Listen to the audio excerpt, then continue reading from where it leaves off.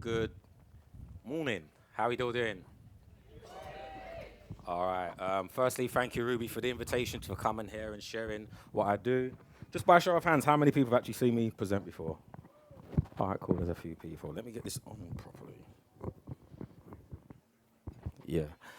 Okay, so in fact, I actually had like a slideshow presentation to share because I believe images shape our reality and it just helps me stay focused on what I'm talking about. Otherwise, I can just ramble and go anywhere and any place. So, but what I do know is how I start all my workshops and presentations, regardless, is by the same way, and that is by acknowledging the mushroom. So normally, if you can, who's got imaginations? All right, cool. So imagine there's a screen here, yeah? And normally the first slide that I show is an image of a bunch of mushrooms. And what I do is I give a shout out to the mushrooms because I acknowledge that if it wasn't for this technology, I wouldn't be here today. I wouldn't be doing what I do. I always say that they've been a catalyst, kick up the arse, slap around the face. They throw me on the ground, pick me up, spun me around, put me in the mirror, and have allowed me to appreciate the good, the bad, and the beautiful ugly inside of myself. And I feel forever indebted to mushroom technology for allowing me to do what I do and doing whatever it does to you guys as well. If you're in that place and space, you know what I'm talking about. So I always start off by either giving them a round of applause, showing them some peace, some funk signs, some arshays, ahos, however you acknowledge your ancient alien ancestors.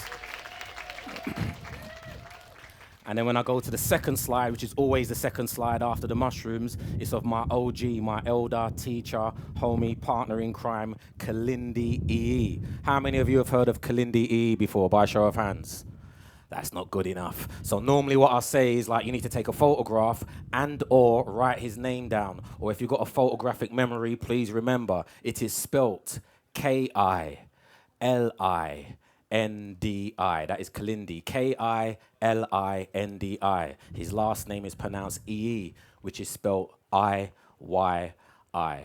I'm not going to do that again. Somebody in there has got the right answer written down, so you're allowed to cheat and ask them how do you spell that and get the correct spelling. Again, I always have his slide up there because if it wasn't for him, I wouldn't be up here doing what I'm doing. For those who are not familiar, which is the majority of you, he was in this place and space, and when I say this place and space, the mushroom world, for over 40 plus years, teaching people about mushroom mycology when it wasn't cool, when it wasn't trendy. And he had to bogart his way through and into many places and spaces to teach and educate people about this organic technology. I know we're in the here and now in this so-called renaissance where it's really cool to be, into mushrooms and stuff. But like I said, he was actually teaching people about the organic ways of accessing these ancient technologies as I was introduced to it. So Kalindi was a master martial artist. That's what he was known for. He used to teach about the African origins of martial arts, which in itself is still a taboo subject to this day, but that's correct. Martial arts as we know it today, African fighting sciences started on the great continent of Africa. And he would teach that migration out of Africa, as well as you get deeper into the mysteries of martial arts, you cannot avoid the power plants. And what do I mean by that? He would teach us that martial arts came out of the magic mushroom experience. Just like yoga, meditation, swings, roundabouts, traffic lights, iPhones, these are all entheogenic technologies. So although we use it ironically, we're at the medicine festival, we might be utilizing psychedelics or mushrooms in particular as medicine. He would always highlight that they're not a medicine. They can be used as a medicine, but that's not the be-all and end-all. They bring a lot more to the table than that. And if you speak to the people who were the first partakers, the people who were gifted these technologies initially, whether you're talking about mushrooms, ayahuasca, and all of the other psychoactive plants that are out there that we're working with, they were not tools for medicine. The reason I say that is because where we are in the parts of the world where we're at, like the West, where we're probably like a lot more sick and ill in states of consciousness, we may utilize them for that. But when you go to the places where the people who are gifted this technology, and you ask them, so what is this stuff about? The first thing they're going to tell you is that this is technology that allows them to engage and interact with their ancestors. This allows you to work with the unseen. It gives you access to the beyond, into the underworld. That's what these technologies are actually here for. And in addition to that, they're like this technology here. They're like GPS devices. So as far as, they're technologies that we can utilize, just like this phone technology. The same technology that makes this phone work is the same technology that's inside of you. And it makes you work. But we've fallen for these devices. So what makes this phone work is liquid crystal technology. And inside of us is liquid crystal technology that enables us to tap into our Bluetooth, our Wi-Fi's, and our personal hotspots. But we've become so dependent upon that, when we utilize our own technologies, they say that you're schizophrenic or you've got bipolar, and they give you all these things that they give you their medicine for when you use your organic medicine.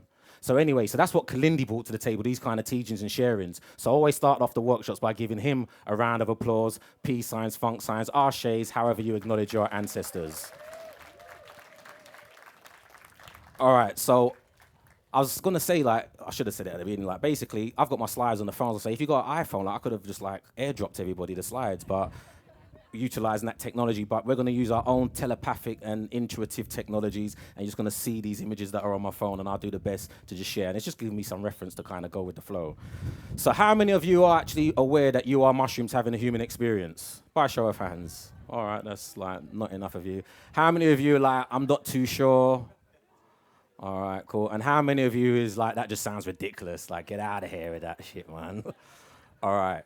So, like, I'll say that to say that if I had to go to court and defend this case, I'd feel really confident about it. And, like, that's what I hope, that's what was the kind of, like, the introduction of me when I started putting these slides together. It's like, yo, I'm going to go to court and defend mushrooms. And why is that? Because I think mushrooms get a bad rap. By day, I'm a teacher, I'm an educator, I work in schools, I work with young people. I actually have a background in creative arts. That's what I started off teaching young people. And as I got inspired to work more in horticulture and working with plants and stuff, I started working with young people in teaching horticulture, organic food growers, setting up local food enterprises in the community. I used to work primarily with young people who've been kicked out of school, just come out of prison and stuff like that, so-called hard-to-reach communities. And my goal was, because most of them were getting in trouble for selling drugs and stuff like that, so for the most part, my goal was to get them from selling weed bags to salad bags.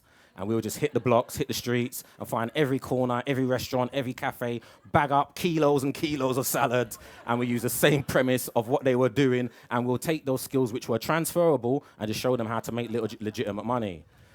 All right, cool, yeah, man. But I say that to say that the mushrooms took me over. It's like, forget that. You got to rep us now. You got to represent us. And I say that to say that although since then I've actually developed a mycological cultivation course. It's actually an accreditation. It's for the. Give me another round of applause. Watch this. We've written the first national accreditation for young people, school age from 5 years up, to get an accreditation nationally recognized for mushroom cultivation. Yeah, that's right. So that was the journey. I went from just like being in creative arts, working with, horticulture, food growing, and eventually got inspired by the mushrooms, just like fully dedicate my life to them. Because then I realized that I'm actually a mushroom out here. And what better job to have than be out there, being a disciple for the mushrooms. So I say that to say, when I'm out there and telling people, they're like, you work with young people, like what are you teaching them? I say, I teach about mushrooms. And the first thing they say is, you got to be careful with mushrooms. Mushrooms are deadly.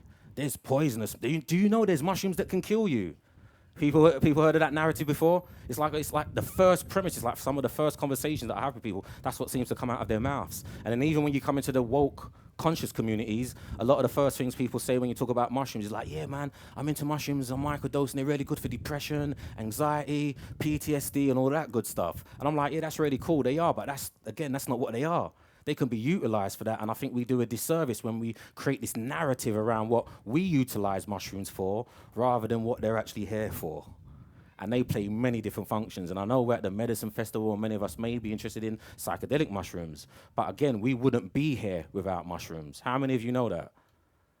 So then you would know that mushrooms are I'll give it to you in different ways. So mushrooms are the creators, the sustainers, and the destroyers. Anybody familiar with the Trimurti? All right, then you understand, because that would be Brahma, Vishnu, and Shiva, the blue mushroom gods. How many of you know about the blue mushroom gods? No one. No, you all do. See, this is what I'm saying. I wish I had the slides up, because I would have showed you the slide and you would have been like, oh, the Smurfs. Yeah, the blue mushroom gods, because it's all been hidden in plain sight. All of this mythology, mushroom mythology, that creates this whole realm that we live in, which is based around mushroom mythology, has always been hidden in plain sight. So anybody that's grown up around the mushrooms, Mario World, knowing about Alice in Wonderland, all of the mythology has been woven and being fast-tracked into modern culture as we know it today. So when I tell you that mushrooms are the creators, the sustainers, and the destroyers, I'm also flip it with my young people. I'm like, mushrooms are the party starters. How many of you know that they're the party starters? I hope so. So many of you may have been out in nature. I'll give you an example. So when you go out in nature, you might find a log. Who's been out in nature? Like we could go around this forest here and you're going to find a log just on the ground. And when you roll that log over, what are you going to find? There's a party going on right there. That's right. You're going to roll over the log and they're going to be like slugs, snails, woodlice, ants, and all the rest of it. Why are they there? Because mushrooms have got the party started. No? You familiar with this process? We call it decomposition, decomposing. That's what mushrooms are here. And they're primary rollers as decomposers. So when you roll that log over, the reason why all those guys are there is because mushrooms have got the party started. Who's ever gone to a party where it's dead? That's the terminology we use where I'm from. I'm from East London. So we just say, like, if I was to go out tonight, or I wanted to go out tonight, and I call my brother, I'm like, yo, what's the party saying? He's like, bruv, it's dead. I'm not going to go. That's the point. It's like, it's dead. Nothing's going on. No one's here yet. But who would go to a party when there's nothing going on when it's dead? Mushrooms do. That's what point I'm making. So when you go to that log, for example, and you roll that log over, they've got the party started on a dead log. The log was dead. There was nothing going on. And what do? They start breaking it down, turning it into food, drink. So what? So fun guys and fun girls can turn up and get the party started. They're like whistling like, brrr. They call over like, yo, we got the party started. They're breaking down the food. So they get the party started. They're the creators. And then they sustain the party by what? Distributing food and drink. No? You understand? Oh, I hope you get it. Yeah, because this is mushroom mythology. So they distribute the food and drink to the community, just like they do in the soil. They make it happen in the soil, they make it above, and they make it happen above, below and above. Because as above, so below. As within, so without. Agreed? Have you heard of the saying, ashes to ashes, dust to dust? We come from the soil, we go back to the soil. Are we not made up of soil? So what makes the soil work makes you work. The same stuff, elements that are in there, that are out there, are inside of you, is what makes you work. And if we all agree that over 90% of life that is coming out of the soil is dependent upon mushrooms, why are you any different? Why would you see yourself any different? So I'm out here trying to show you that your mushrooms have a human experience. I know you think we're top of the pyramid in the hierarchy, but we're not. Because the pyramid above goes the same way below. Anybody been to Kemet, Egypt? That's how it works. This is the science of it. But anyway, back to the log where the party's going on. There's a festival. It's medicine festival, isn't it? So you roll it over, medicine festival's taking place. They got the party started. They're distributing the food and the drink. And then what happens when the food and the drink is done? Well, where I'm from, again, I'm using terminology. I hope you get it. But my brethren say, yo, the dancers get lock off. Dancers lock off now, bruv. The dance got locked off. That means it's over. And the dance gets locked over for many different reasons. Primarily, the music gets turned down. You know, like there's no food, there's no drink left, and people slowly but surely start migrating and going to other places where the after party is. No? All right, I hope you get it. You're following me. So with that said, but you also get the dances. I come from East London. I was recently in America as well, where like sometimes the dance gets locked off abruptly. There's I'll share two different ways the dance gets not, closed down abruptly. One of them is when like, I guess some of you may have been to a party before, and like everybody's having a good time, and there's someone at least in there who shouldn't be there, meaning they snuck out. Like this, you might have been in your teens and they snuck out, and they're in the party, and then like all of a sudden the lights get switched on. Yeah, and there's a parent saying you're not meant to be in there, and basically the dance gets locked off. Yeah. And I'll share that one to my young students, but then you get, like, I'm from East London, Hackney, and growing up, many times the dance got locked off abruptly because, like, there would be gunshots. Well, look, no one's laughing. Yeah, it was real. It was really real. Like, you'd be in the dance, next thing you know, it's pow, pow, pow. It's like, oh, shit, lights are on, police are arrived, dancers locked off, mate, we got to get out of here. And I'm saying that to say that mushrooms do exactly the same thing. You've got mushrooms who end the dance nicely, but you've also got the hitmen. Because I told you, they're the destroyers. I'm sure many of you have heard of the zombie ants, the cordyceps mushrooms, the regulators, Warren G and Nate Dogg. You all know about Warren G and Nate Dogg, the regulators? Yeah, they regulate things. So a lot of times we think, oh yeah, like we want to save the tree. We want to save it from being destroyed by these healthy trees, by these parasitic mushrooms. But these parasitic mushrooms are actually the regulators. Any of you are familiar with that whole process of how they take out the zombie ants? It's not just zombie ants. There's many different bugs that they do that they regulate. Because what they do in a particular region, if there's a species that's doing too much, doing way too much, mushrooms step in and basically take them out to balance things out. Now, let me ask you, is there a species on this planet, this place, that's doing way too much? Yeah, yeah. So I'll say that to say many times. I showed a video of the zombie ant thing. By the end of it, people are like, oh my days, Darren, do you think there's one for humans? And I'm like, yeah, I've been infected. And I'm out here trying to infect and inoculate your minds and colonize you so we can produce fruit for the future before the true OG mushroom gods come back and turn us into shit. Because that's exactly what we are, big pieces of shit. And you know that, don't you? Who knows that they're a big piece of shit? I hope so. Because that's not, don't be offended, man. Don't take it the wrong way. Because you all agreed, ashes to ashes, dust to dust, we come from the soil, we go back to the soil. Well, when I study this shit. So when I was studying this shit and my tutor was breaking it all down, I'm sitting there thinking, hold on a minute. If you've broken down how we get new soil, like when you feed the soil, how do we feed soil? Any farmer, any horticulturist know that we feed the soil shit. Shit makes the world go round. Whether it's horse shit, cow shit, worm shit, we call it gardener's gold. Black gold, it's important. You feed shit to the soil. And then what happens? Once you feed it, all small things, then all those microorganisms that live in the soil that come above to hang out when the festivals are taking place, then they go back into the underworld. When they go back down, they're eating all of that shit. Then what happens? They eat it, pass it through, and pass it out. The smaller things come behind them, eat that, pass it through, pass it out. The smaller things come behind, and this is how the microorganisms do their thing. They're all playing their role. They all know what they're here for. And then by the end of it, they've all shitted out shit, and that's what we call new soil. So when my tutor says, yeah, this is the new soil, I'm like, hold on, we're just big pieces of shit. It's all shit. This is a shit planet. I hope you get it. Once you get it, you get it. And then you understand why mushrooms that came from the beyond came and inoculated this planet. And for those of you, because the next slide, or one of the slides would have been, how did the mushrooms spread and colonize places? And I know that's a loaded word. The colonizers. Who are the colonizers? Well, the first colonizers were the mushrooms. And they've done an amazing job. And if we was to learn or role play back into our true alignment as mushroom cells, we would do a better job at colonizing this planet. There's nothing wrong with colonizing the planet. That's what we're here to do. But you're meant to work with nature when doing it, not against it. So when mushrooms arrive, how many of you know where mushrooms are from? There's always a weird one in the group, innit? Where are mushrooms from, man? Come on, seriously. Where's mushrooms from? Oh, my days. I'm in a bunch of weirdos here, innit? Outer space? Yeah, that's right. You got it. I'm with my family, a bunch of weird mushroom understanding people knowing that mushrooms are extraterrestrials. Yeah, that's right. They're alien technology. How many of you know that your ancestors are ancient aliens that came from the beyond, arrived to this planet on their spaceships?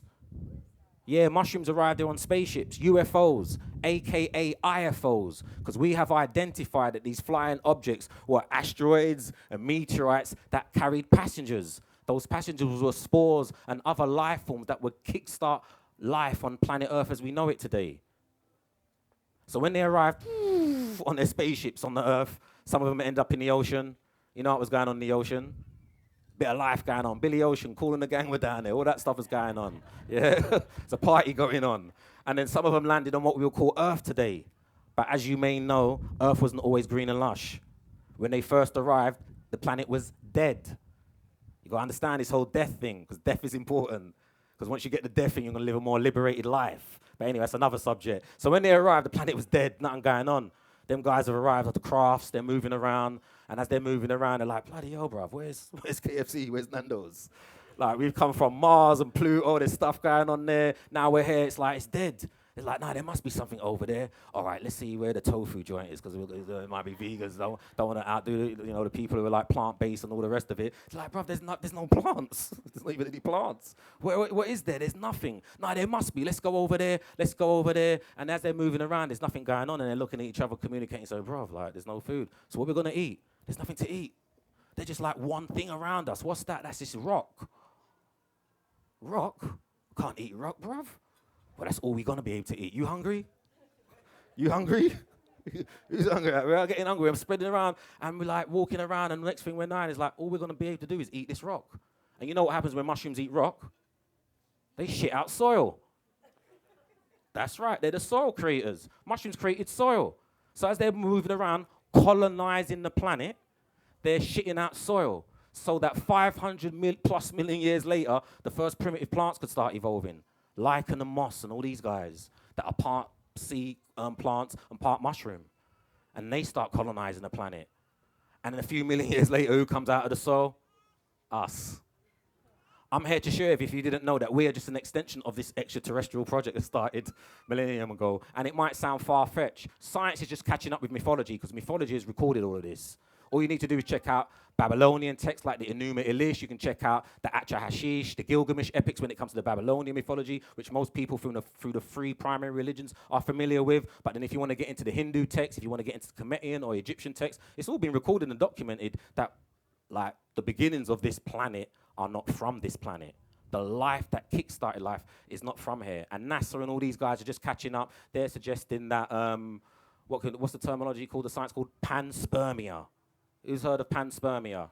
I would encourage you to write it down just so that if you think at the end of it, this guy is talking some mumbo-jumbo business about where aliens and life forms and this, that, and the other. Science is now saying what my ancestors were talking about. And I've been into mythology and comic books forever. It's been in the comic books, folks. Like, if you're into, who's into comic books? It's all in there. You got to just watch all that stuff. Because when you come back and you fast forward to the here and now, you're like, all the stuff that I was learning as a child, it was always there. It was in the Bible. It was in the Quran. It was in the Torah. But we were just like miseducated about what it all was about. So when they talk about the war in heaven, for example, when you get into the older texts that speak about that, they talk about beings sending stuff this way to create things that we might later call the Big Bang and creation, all these kinds. Whether you believe in creation or evolution, it's all in there. And I'm saying science is now just saying the same thing. And when you look into panspermia, they'll also say this. How important is water? Yeah, because they're saying that the water on this planet is not from this planet either. Like, what we think is important, that makes things happen on this planet, that gives us life, that gives us excitement, is not from here. I'm just throwing another one in there. Where's the smokers in the house? Marijuana. Where's the marijuana smokers? Okay, so you know that they found THC on meteorites. Yeah, in Nevada. They've been doing these tests. Well, that was in 2011. It's not even, it's old news now. So what we're finding out is all of the things that make life happy on planet Earth are not from Earth. It's an extraterrestrial project, folks. I hope you get it. But anyway, back to it. So mushrooms, they've arrived. They've colonized the planet. 500 million years, all this other stuff has come out. Where's my mushroom cultivators at? Bro, I see you, family. That's right. So anybody who knows just a little bit about mushroom cultivation will know that the idea is that we're going to create a substrate and we're going to inoculate it with our mushroom form so that the mycelium can colonize the substrate. I'm here to let you know that when those spores arrive from beyond, they inoculated the planet and have colonized the planet. The mycelium has embedded its way through the planet and is the mother, the matrix, the material, the great matter, great mother that makes all this shit happen. And you said you're from the soil. We go back to soil. Everybody's. I'm just leading you down this path here. So if we come from the soil, the same thing that makes that soil work, the mycelium network, is what makes us work. What's the mycelium inside of us? Thank you. The central nervous system works and operates in a very similar way. And then as you get to the crux of it all, the cap, where we sporulate all these ideas and make shit happen, that's how we make those connections. And if we were still connected, which we are, whether we know it or not, like it or not, but if we consciously tap back in and reconnect, we can tap back into the central nervous system of the planet, the motherboard, the hub, the great mother, who bears her child, her fruit, her son, who comes up to save the world and dies and resurrects 3 days later and pops up again. Who's heard of that mythology before? Yeah, Persephone. Inanna or Ishtar, later to be known as Jesus. Because mythologies all around the world talk about the same thing, about their deities, their fruit, the spring, who dies, resurrects, and comes back and spends 3 days in the underworld to resurrect and come back again.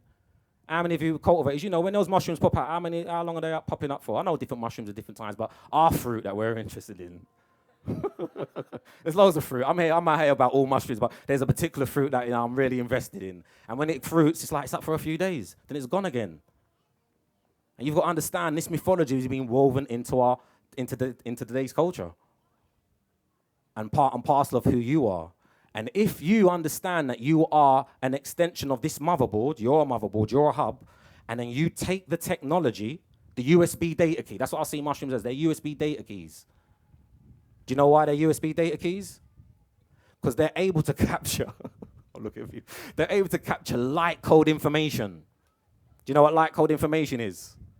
It's what makes this planet run, yeah? All right. Plants use it, they photosynthesize it, everybody uses it, all right? So this light comes from the sun, which some people say, our elders talk about, or my elders at least talk about, the sun gets its light from the sun beyond the sun.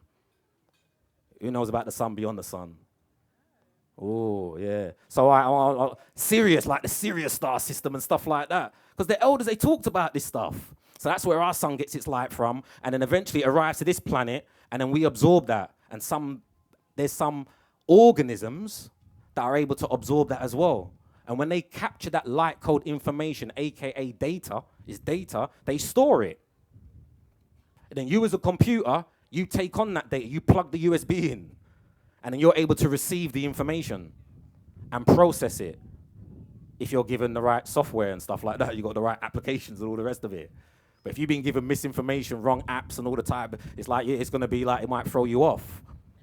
And then we might say, I'm having bad experiences, or they're bad, it's negative, I had a bad trip and stuff like that. But you've just got to know how to process the data and information. So do you know why mushrooms are able to capture this light code information? Because they're the only ones that can basically do it that are non-animal apart from us, pretty much. All right, let me go backwards to move forwards. Who's bought mushrooms from the supermarket before? All right, cool. I want to get everyone on the same page here. So now when you go to the supermarket and you buy mushrooms, they're gonna be like, these mushrooms have got what vitamin inside of it? Loud and proud. One more time. All right. Where'd you get vitamin D from? Are you sure? All right. So I just want you to follow me. So sometimes they fortify these mushrooms. Although you can buy your store-bought mushrooms and just put them out in the sun, and they're still able to capture this light code information and data. And then they give it to the mushrooms. The light code goes into the mushrooms, and then you eat the mushrooms and you get your vitamin D. That's what we call it, vitamin D. That's one of the elements or one of the light code bits of information that it provides us. But there's many other things that it provides. But science is now suggesting that vitamin D is really important, because if you don't have vitamin D, what's going to happen? You're going to be sad, innit? It's a real deal. You're going to be sad if you don't get your vitamin D. You're not getting enough sunlight. And there's many people in parts of the world, in all honesty, where they shouldn't be, where they're not naturally from. And they suffer from this quite a lot. So then what science is now saying is that we've discovered what makes these mushrooms really powerful in being able to capture this light code information and store it and then provide it to the planet.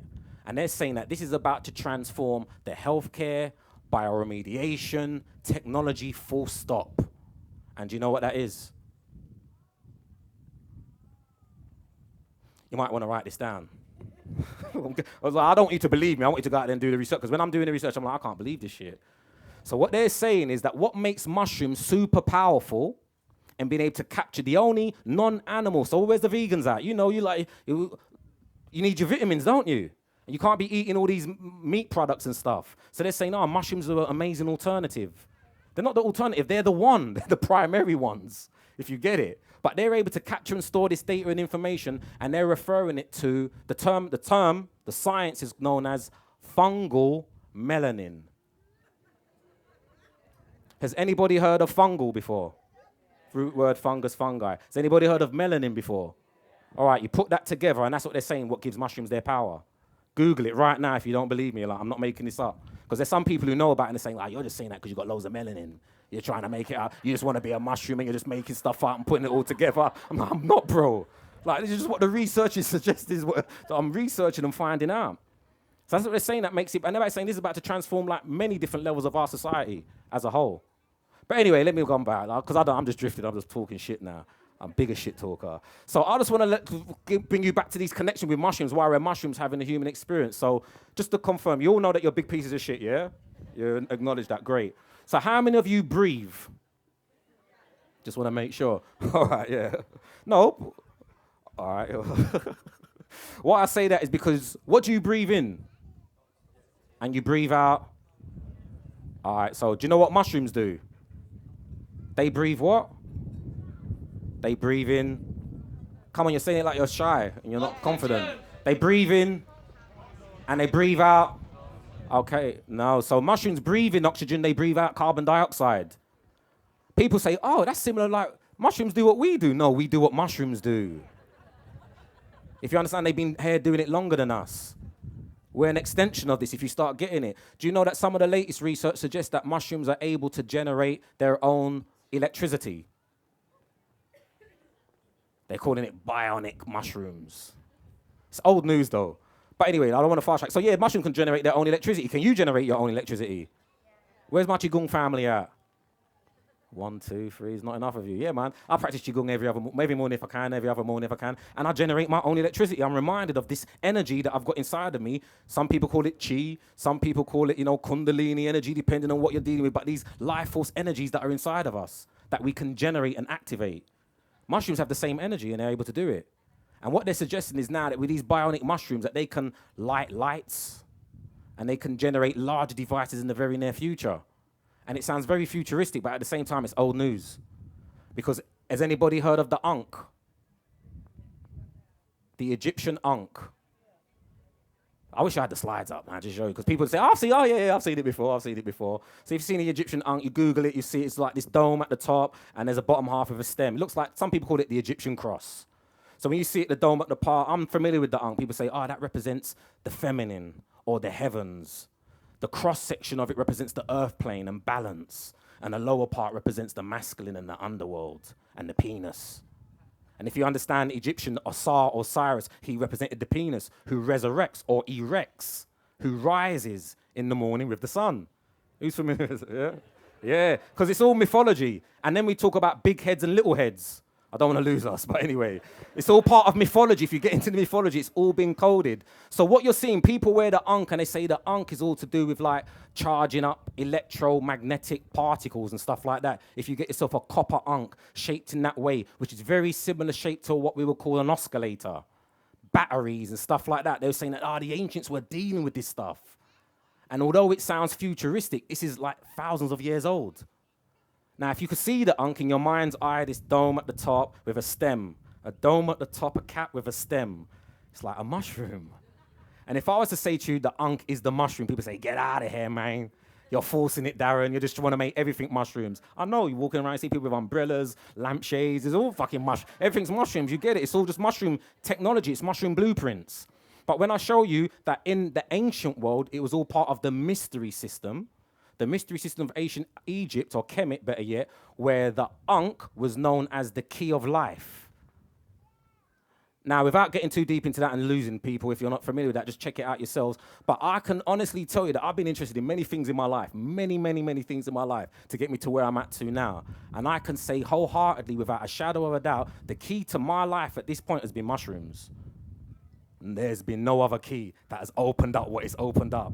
No breath work that I've done, no meditation, no tantra, no dream work, no lucid dream work, no art, but I'm trying to do it all. I've been doing it all, interested in all that stuff. When the mushrooms came around, I'm like, you're the key. And then when you get to ancient Kemet, or better yet, when you get to the mystery system for ancient Egypt, and you're saying that they've got this Ankh, this supposedly copper metal rod, but they put it in, they're placing it in the mouth of the initiates. Why would they be putting like a metal, just like you've got chains on, why would I be putting a chain in your mouth for? Because it's all been coded and hidden in plain sight. And that same Ankh, the key to life, we've all seen it, and where's the role players at? Let's do this, let's see, where you at? One, come on, I can't be at a festival, there's just one role player. Where's the role players at? Come on, there we go. Because if one thing you need to learn is now to role play, and one thing I want to teach you today is to role play mushrooms. And let me just expose you. I'm going to expose you guys. Who celebrated Christmas before? People putting their hands up quickly and down. Yeah. So that means you're role playing. That's a role play. You know that. It's role playing. Yeah? All these games that we play and roles that we play are role playing. So if you figure that Christmas is a celebration of the birth of Christ. Yeah? And then we also celebrate it mainly in Easter, his death. Yeah? And then what we're understanding is that in Kemet, the key to life, when they're passing the Ankh, is all to do with what are rites of passages of death. Because the mystery systems all around the world are all to do with death. Because once you face death, dance with death, tango with death, you will live a more liberated life.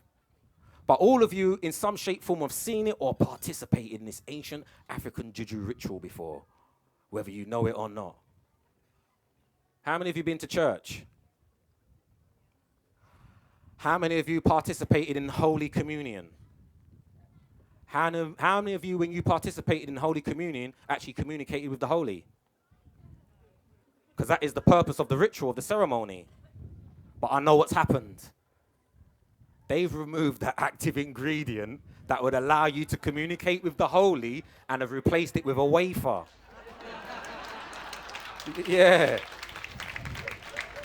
And although they might give you a bit of wine, it's not enough, is it? It's not enough. Because that would be the ancient Egyptian ritual or rites of passage where that key, that Holy Communion that you would be placing in the mouth in that ceremony would have been a mushroom. And that red wine would have been fermented with blue lotus. And that is the ritual and ceremonies that they do in the ancient Kemetic or Egyptian practices that have transferred all the way into all cultures all around the world. And everybody does it, whether you know it or not, but they've taken away those active ingredients. And then that would allow you to understand why people like John Allegro would say that Jesus is a mushroom. Who's familiar with John Allegro and his works, The Mushrooms and the Sacred Cross? There you go. Many people say, his works, we can't prove it, and this, that, and the other. Like I said, I always say to my people, don't throw the baby out with the bathwater. If you know that Christianity, without no disrespect, has been lifted from older traditions, then you find out what the older traditions were on. Just know that Christianity is just a later version of these older traditions, and they just remove some of those active ingredients. So when John's saying Jesus is a mushroom, and you know that, well, Jesus corresponds with Horus, or better yet, Heru. Or if you look up, let's think about it, all the blue mushroom gods, like Krishna, Christ, Krishna is where you get the word Christ from, Krishna, blue mushroom god, he's a mushroom god. Buddha, the laughing blue Buddha. Why is he laughing? Between the Smurfs, Buddha, or Ptah, people familiar with Ptah? Or you might have heard of him, Saint Peter, who's the rock of the Roman Catholic Church. When you go to the Vatican to his sacred shrine, there's a mushroom there.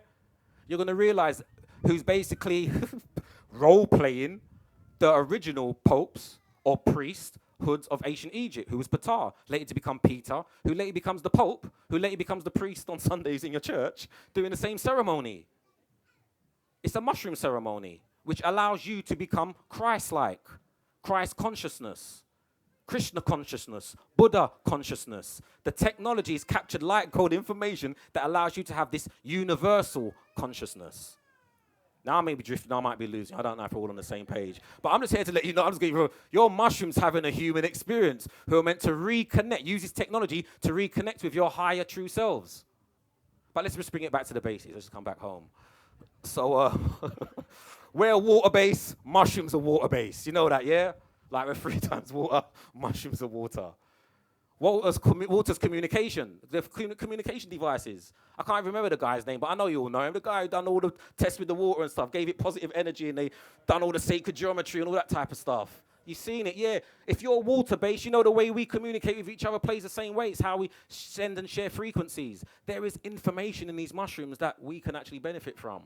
Now, I'm talking about psychedelic mushrooms a lot, but I'm also here to let you know that all the mushrooms play a big part, because we know mushrooms as the soul creators. As I said, they get the party started, get it all started. They facilitate in supplying food. They give us food. How many of you like mushrooms for food?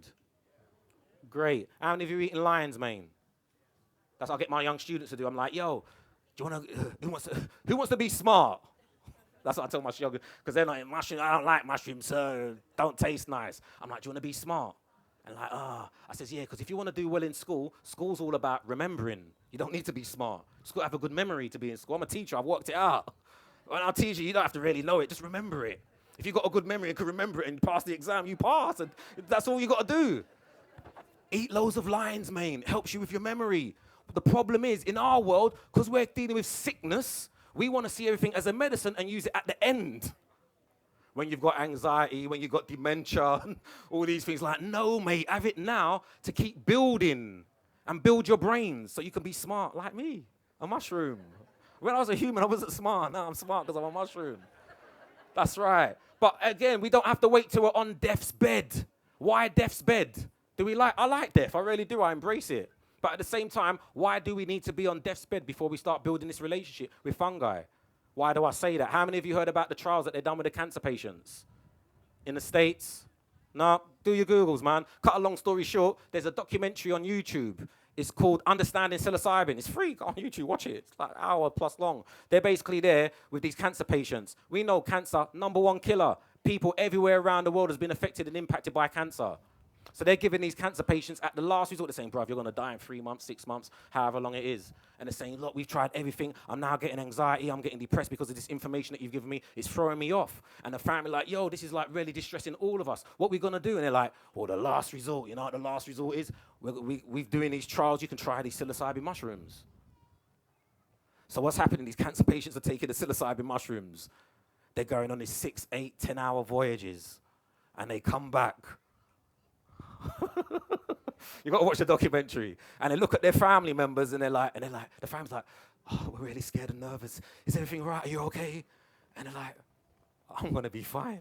Bruv, there's an after party over there ready waiting for me. I'm going to be all right. I'm more concerned about leaving you guys behind in this hell that you're living in. I'm fine. And I'm just saying that to say that we shouldn't have to wait till we're on death's bed before we're doing it. Why I say that is because we, in indigenous cultures all around the world, even here in this great land, you would have had this stuff before you reach adulthood.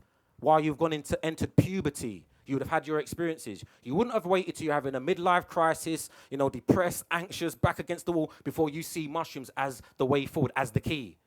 We knew this from back in the day, so there's no way that you would have got into adulthood without having your magic mushroom experience. This would have happened when you're 8, 9, 10, 11 years old, consciously. But before you consciously took it, you would have actually been delivered with this. You would have been conceived with this. You would have been downloaded with this. And what do I mean? Downloaded. Yes, we were downloaded down here. Parents would consciously take mushrooms and invite their children to come to this realm. And once they've accepted the decision that, yeah, this is the family that I want to join, and they've come through, their mothers would be what we call today microdosing, because mushrooms and these plant technologies are a way of life. All the research has already been done. All these trials that they'll be doing there, it's old. It's old news. If you understand the people who are gifted this stuff, who are the gatekeepers, they know this already. So the mothers would be just ingesting this stuff, grooming the child, communing with their child while they're in the womb. For example's sake, amongst the Khoisan people and certain tribes within Africa, what would happen is now mother's bearing a child, about to give birth. Do you know what happens when it's time to give birth? I know what we do here. I've had 2 children, not actually myself, but they've come from me. Anyway, we're like, you ready? Let's get to the hospital. We're driving, or you call the ambulance, you get to the hospital. Now, in these cultures here, in fact, I don't want to get, it's not the San, but but there's an indigenous tribe. Basically, what happens is the mother packs her bag. The mother, by herself, packs her bag. The 2 things she has in there is mushrooms and weed. She goes to the forest and gives birth by herself and comes back a few weeks later. She uses the mushrooms as a tool for communicating and navigating, because anybody who knows that when you're in the real life, like tonight, if there's no lights in there, we ain't going to be able to see, are we? But if you dose up, mushrooms give you your night vision. It heightens your senses. So you're able to navigate those terrains. It's used as a pain relief, just like marijuana is, or the cannabis is used, and then they return and deliver the child to the village. So once the child has now been birthed, the mother is also taking these stuff, mushrooms and other plant technologies, and the child will be getting it through the breast milk. And then as the mother's getting it given to the child through the breast milk, and they're getting older, toddler, and you're seeing them running around, you've got these little big-headed mushroom babies running around. I've met quite a few of them now. They're all over the planet. It's ancient ones, old ones, but there's some new ones popping up. Loads of new ones popping up. They're all running around. People call me, yeah, man, me and my woman got together. We got jiggy with it. I'm using mushrooms at the time. We've been giving it to them and meet this little big-head mushroom child of mine. I'm like, yeah, you can tell the shapes of their heads. They've got these little mushroom heads. It's obvious. Anyway, the point that I'm making is that these children are growing up, and then it's by the time they hit puberty, 9, 10, 11, it's like, now you're going to be aware of this stuff. Fully aware. You're going to go learn how to identify these things, find them in the forest. They are tools for technology. I share with my young people a perfect example. I left mine in the car. But who's seen those young people, where I'm from in East London, and they've got like the little bags over their side? Yeah, I hit it. They've got 1 or 2 things in there. There's like 1 or 2 things there. There's like a gun, drugs, and money. Those kind of things are in that bag. But that's exactly the same things that indigenous people have got. They got their weapons for warfare. Because I'm just here to let you know that mushrooms are not all about unicorns, bubbles, and rainbows and stuff. There's a warfare element to mushrooms, for sure. So anyway, in that, and they got their drugs, their sacraments, for lack of a better, if you want to use those politically correct terms. And then they're going out, and the same thing they're told is, you got to go out there and get a lion. Come back with a lion. And I know the people want to save the planet and save the animals. Like, no, you shouldn't kill the lions. We need the lions. But it's real life. I'm not talking about the hunters, guys who are like colonized and stuff who went and just hunting for the fun and games. I'm talking about real people in real life who live in real environments where there's real lions. And when the lion comes into the village, we don't need no punks. We need to know that when the lions come and we say, yo, women, children, go that way, there's some people that are prepared to stand up and fight a lion. And you never want to have to fight a lion if you've never fought a lion before. You've got to have had that experience. It's like being in the dojo, being in the ring. You've got to practice and train for the real event. And that's what takes place. And these rites of passages that involve mushrooms in activating the warrior inside of you are real deal. How many of you are familiar with the Black Panther movie? The first one. Perfect example. I'll just give you the hero, because everyone's the hero. Who knows that they're the hero on the hero's journey? Neo. You're in the Matrix, innit? You're in the Matrix, bruv. You're in the Matrix. Got all these different archetypes, all these role players around you, supporting you and becoming the one. So in the movies, they're just reminding you of that. But in the Black Panther movie, just an example being that when the hero, T'Challa, he's got to deal with the ops. Yeah, he's got to deal with the ops, the enemy. When he's dealing with the enemy anyway, basically they're like, yo, it's too much. What does he have to do? Anybody remember? He's got to have this brew and this flour. Then when he takes it, what happens? He goes into the underworld. And who does he hang with? His ancestors, who give him knowledge and information that allows him to resurrect and rise again, become the hero, the warrior, and defeat the ops. I'm here to let you know that they made mushrooms illegal and all that stuff around the world so we don't become the heroes. It wasn't for our safety. You are mushrooms having a human experience and you've been disconnected from that. It's your job to make a conscious decision to reconnect with it. I know we're all plant medicine loving people out here. I just want to remind you, mushrooms are not plants. They predate the plants, and they give the plants all their information. They're the most sustainable, psychoactive sacrament you could be working with. If you're going to choose one over any, that's the one. You don't need to be uprooting ayahuasca vines and squeezing toads and stuff. We know what people are doing. Like fiddling with toads and stuff, man. Come on, man. Leave them alone. There's abundance of mushrooms all over the planet. They're the world's gift. If you know ayahuasca, you only find it in certain places. Iboga, it's only found in certain places. It was gifted to those people. It's their technology. There is not a continent you can't go where my guys ain't. They're there, ready and waiting, saying, well, go on. Pick me, eat me, we're ready for you. All the information you want to find in the plants is in us. We give it to them. The reason why we told you to go to the plants is because we became more scarce. That's how we found out how to brew ayahuasca and all these things, by way of the mushroom technology. They says, yo, because who talks to their plants? All right, whose plants talk back? I hope so. And if they don't, 5 grams of mushrooms at least, innit? And then they'll tell you what's going on. This is the technology. People are laughing like it's a joke. I'm giving you this real deal stuff, man. So I'm just trying to share with you that if you are to be a sustainable advocate for this thing, this life, this planet, this experience that we're having, mushrooms are the way forward on so many levels. And you are mushrooms having a human experience. I'm going to sign off here. That's all I've got to share with you today.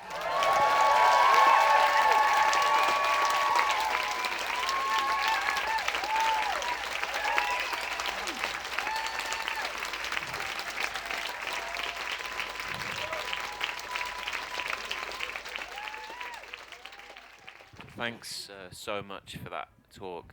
I wondered if you had any insight on the theory of the mushroom ape theory, where the reason we have that consciousness that other animals don't have, there's this idea that the monkeys ate mushrooms.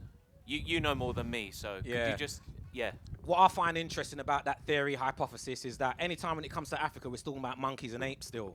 So what I like to do is go to source. So if you go to the people who are from those regions and hear what they've got to say, they actually talk about being here prior to all of that, arriving with the technology, being the people who seeded this planet. So to go as far as saying that other species don't have this consciousness by way of it, I would also say that's misinformation. They do. Like, we are the least conscious species at the moment connected to this matrix, this motherboard, this, so for those who are not familiar with it, like slugs, snails, reindeers, sheeps, cows, all these guys are all eating magic mushrooms as well.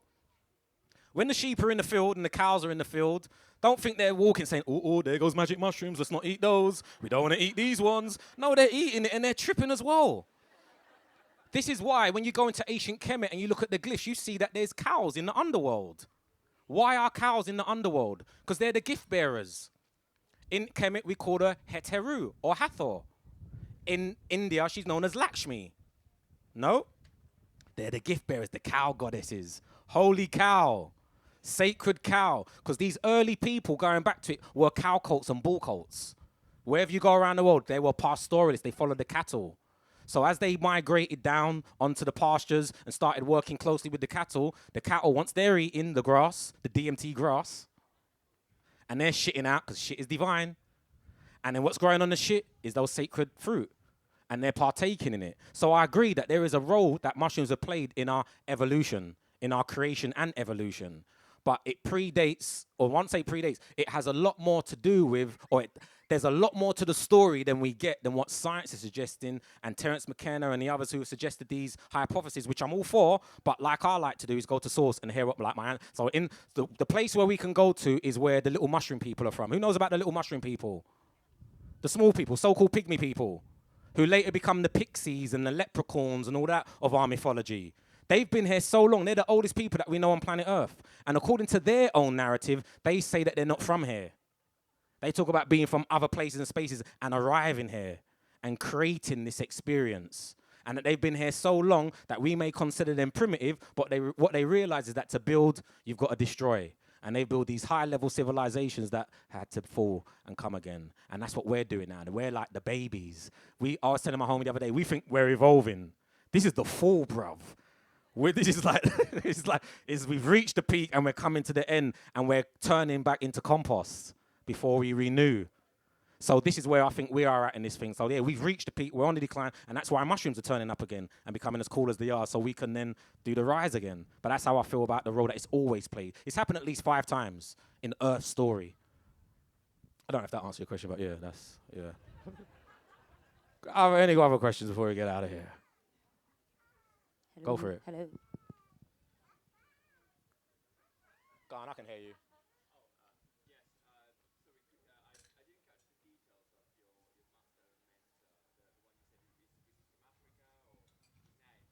Kalindi EE. So my teacher, friend, homie, partner in crime, Kalindi EE. He is no longer here in the physical form. He made a transition just over 3 years ago, but he was originally from Detroit. Detroit, 313, 7 Mile, all that good stuff. K-I-L-I-N-D-I. One more time. K-I-L-I-N-D-I. His last name is I-Y-I. He's the only person on planet Earth with that name. Google will just line it up for you. YouTube will line it up for you. And please, that's how we keep the ancestors alive, by keeping their names in our mouths and speaking on them and all the rest of it. Because where do the ancestors go when they die? Inside of you. That's why when you take the technology, you go inside of yourself and you will then meet and greet them as they're ready and waiting to be. Anyway, any other questions before we get out of here? Hi, Oh, hey. thank you so much. If you think we are mushrooms having a human experience, do you think there's a chance God is having a mushroom experience? Or maybe mushrooms having a God experience? Yeah, something like that. As above, so below. So yeah, there's multiple levels and layers to this. I don't have all those mysterious answers. I'm just dealing with this very low level of information down there. I just know that we're big pieces of shit, and like we're mushrooms because the mushrooms come from the shit, and it's like that basic for me. And when we get into the God thing, it gets a bit misty because then we get into like, what is God? And all that type of stuff. And I don't want to play these God games. But yeah.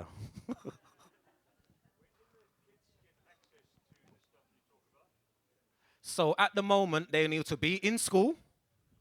And what you could do, the easiest way is you to shake. See, I had all my promo together. So you can find me online, DarrenLeBaron.com. Darren, DarrenLeBaron, DarrenLeBaron.com, or on all the social media at Darren LeBaron. If you put it in, you're going to see me with mushrooms growing out of my head. I'm the big piece of shit that mushrooms grow out of. Yeah? So if you go there and get in touch, then I can put you in touch with the schools and the academies that are currently doing the courses, or you can actually if you're so this is how we do it, yeah? If you want to turn this planet into, we want to do this, yeah, really want to do this, and you got a child in school, you got to go to the head teacher, and you got to be part of the PTA, and then we can make this happen. I got to get the head teacher and the teacher that's into gardening, and that's how we infiltrate schools. Then we colonize the schools and take the schools over. That's how we do it. But you've got to get the head teacher on board. If the head teacher and the PTA on board, they say there's no funding. And then tell them, don't worry, Darren knows how to get funding for schools. So even when they say, oh, we don't have money in the budget, don't worry, just tell me to get them to invite me to the meetings and we make it happen. That's how we get into schools. One last question. Okay, I see you. Hi. Hey. I was just wondering if there is any research done about how, like the new kind of man-made electromagnetic frequencies affect mushrooms, as they are electrical beings, and these frequencies affect us. Do they also affect mushrooms in like a detrimental way? Is there much evidence? So in all honesty, I haven't done in-depth research on that, but I'll just share this with you, yeah? Because this is what I feel. This is just my feeling, so it's not science, yeah? This is how I feel based on mushroom downloads and shit. So basically, mushrooms eat shit and clear up shit. Research has been done where they've cleared up disasters, nuclear disasters. It's suggested that even these mushrooms that are clean up the nuclear waste are then able to be used to clean things up. What am I going with? Mushrooms. Have we still got a plastic problem on Earth? These are some of the frequencies or energies on plastic. Mushrooms can eat plastic. They can also turn that into good stuff. What am I saying? Mushrooms are transformers. I'm out here, I don't want to get cocky with it, like, don't be worrying about these, eat mushrooms. And you're going to transform yourself. Like how many of you, we know there's a plastic problem, yeah? And we're trying to sort it out. How many of you eat plastic? Everybody, blood. If they say on average, everyone's eating about 5 grams of plastic every week. So my students are really smart. I've got some smart students, yeah? So they're like, I'll give you 2 of them. So I'll give you the first one. So smart students will be like, so sir, if mushrooms eat plastic, if we eat mushrooms, will they eat the plastics that's inside of us? And then my other student, he said this, he goes, sir, you always talking about mushroom being to store information and data.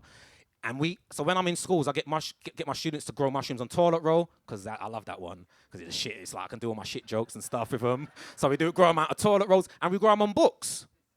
And I tell them how important books and knowledge and information is, and the data and information from the sky, the data and information in the book. And they're like, hold on a minute, sir. If we are able to grow mushrooms on books, do they take the information in the books? And if we eat the mushrooms, then we get the information. And I tell them, mushrooms are transformers. I don't see no reason why not. I haven't done the research. So just to answer your question, that's how I would answer it in the same way. These negative frequencies can be transformed into good stuff. I don't know how scientifically, but in theory I know, and in principle I know, and I would advocate for you to have that mentality that when I eat the mushrooms, I'm going to charge them up just for that. When I teach in my workshops about cultivating mushrooms, you can weave your magic and charge them up accordingly. So if I would be concerned about these frequencies, when I'm growing my mushrooms, I'll be like, do you know why I'm growing you? Because there's some frequencies out there that I'm not feeling, that I want to be protected from and deal with, and that's why I'm growing you. And when I ingest you, that's what I want you to do for me. And some people might be like, that's all mumbo-jumbo stuff, innit? But we just live in a mumbo-jumbo planet, in my humble opinion, and you've got to believe in it, for lack of a better way. Like, fake it till you make it, as some people would say, but like, or role play, but not to live in fear when it comes to all these external forces that we don't control. I know a lot of people that I work with talk about the chemtrails and the this and the that and what we're going to do about it. I'm like, bruv, shoot down a plane then, innit? Like, if you can't do, like, where is your power? That's what you should be focused on, where your power is at, the changes and transformations that you can make. And that's why I would try and encourage people to stay in that place and space. Is that it? Oh. People are getting bored, man. They're leaving, so I don't want, you know what I'm saying? Hey, thank you so much. This has been an amazing talk. But thank you for your insights on young people and like bringing in children into this world. But what about your insights for our elders, our parents, our loved ones who maybe are in a lot of pain and maybe denial? What's your advice for somewhere to start? Dose them up. Yeah, like one, like let me be responsible. Sorry, let me come back. My first would be education is the key. Because we got this narrative, that's what I'm saying, so I didn't go into it. Like, my whole goal when it comes to mushrooms is to get you to a place and position where you can go out there and be like, did you know? Because most people are going to start from that fear-based perspective. So you can be like, did you know that there's people out there who suffer from cancer and it's helped them with cancer? You can give them, there's information and data out there now that supports us. If we have to go to court, We can represent well. So if you've got to speak to your elders like, nah, this is some stuff that I think is bad, is negative, you can show them the scale that people like Professor Nutt have done where they've reported, the recreational drugs, so to speak. And those same elders that might smoke and drink, and you can say, you see the things that you're into? They're going into the Premier League next season. I hope you're following me. The Football League. They're like top of the league. My guys, mushrooms, are going to get relegated because they're at the bottom of the league. And what do I mean? They're the most safest recreational substance that you could be taking. Coffee, anodine, all these other things are more dangerous than mushrooms are. You got to go in there with your ammunition to empower or educate the elders, because as a child, you are actually your parents' teachers. Any parent knows that the children teach them. So you are there to then educate the elders and then show them a way, show them the light. But what I've learned is this over my years of trying to force feed people mushrooms is not to. And just be a living and breathing example and embodiment of what mushrooms are. And over the years, when they think you're going to go crazy, you're going to go mad, you're going to jump out of buildings, you're going to be running down the street naked and you don't, and you're cleaning up your life and sorting your act out, they're going to be like, bring the mushrooms. I'm ready for them now. And I could say that to say that I've had elders in my community, in my family, do exactly the same thing. Where I was trying to get them on it, and after a while I realized the mushrooms reminded me, like, bro, like, what are you trying to do? Like, just don't do that. Do this. And that was just be me and be an example. And I could say that I've got elders in my family and now saying, oh, I saw on the TV that mushrooms are da-da-da-da-da-da-da. And like, you've been into it for a while.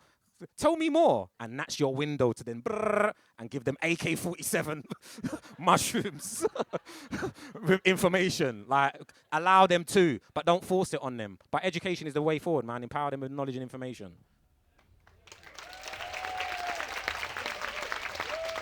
Thank you, everyone. I appreciate people coming through. Thank you. Please, Darren at DarrenLeBaron.com, Darren LeBaron on the social media.